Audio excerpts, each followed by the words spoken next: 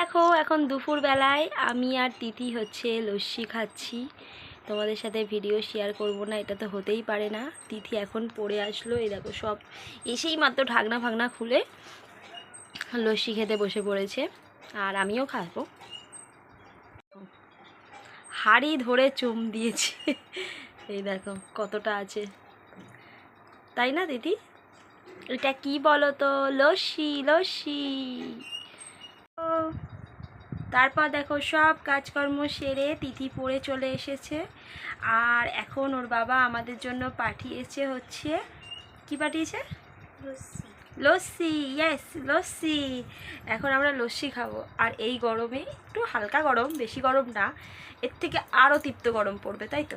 আর এই গরমে লস্যি খেতে কিন্তু বেশ ভালো লাগে, হালকা গরমে। এই দেখো লস্যি, আমিও খাবো, দাও। দারুণ দারুণ, ভালো খেতে লস্যি, খুব সুন্দর লস্যি। তোমরা কারা কারা লস্যি ভালোবাসো অতি অবশ্যই কমেন্ট করো। ইয়েস, তৃতীয় ভিডিও করতে মোটামুটি শিখে যাচ্ছে, তাই তো? হ্যাঁ, লস্যিটা দেখা, এটা হচ্ছে কোথাকার লস্যি বলো তো? আগে বলে দিই, আর একটু খাই। এটা তো আরো ফাটাফাটি, আরো ফাটাফাটি। এটা হচ্ছে কোথাকার লস্যি?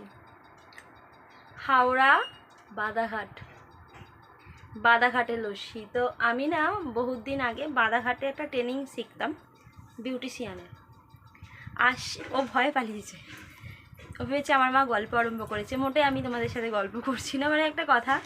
তো যখনই যেতাম না আমি লস্যিটা কিনে খেতাম, এত মারাত্মক টেস্ট, জাস্ট ওয়াও, অসাধারণ, খুব ভালো লাগতো খেতে সত্যি।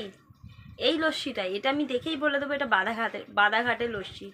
আর না, যখন মানে প্রথম যখন সবে মাত্র দিচ্ছে ওরা, তখন খেলে কি হয় জানো, এর মধ্যে না একটা বরফ দিয়ে দেয়, এত বড় বরফ। বরফটা গলে গেছে না? বরফটা এখন গলে গেছে, শুধু মালাইগুলো আছে। খা খা। তিথির আবার অতটা ভালো লাগে না, কিন্তু আমার আবার দারুণ লাগে, তাই ওর বাবা আমার জন্য পাঠিয়েছে। আর যখন বরফটা দেয় না, বরফটাও আমি তো সবার আগে বরফটাই খেয়ে নিতাম। চলো তিথি কীভাবে খাচ্ছি একটু তোমাদের সাথে শেয়ার করি।